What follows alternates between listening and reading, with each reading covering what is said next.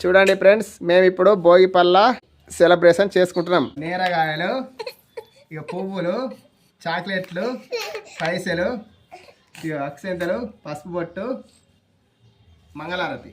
ఇప్పుడు మేము భోగి పండ్ల సెలబ్రేషన్ చేసుకుంటాం. ముందు ఇక బొట్టు పెడుతున్నా సైన్యానికి.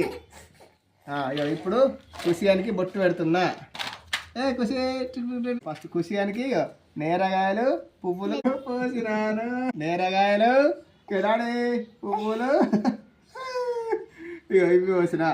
మళ్ళా పెద్దోనికి చాక్లెట్లు పువ్వులు, చాక్లెట్లు పువ్వులు.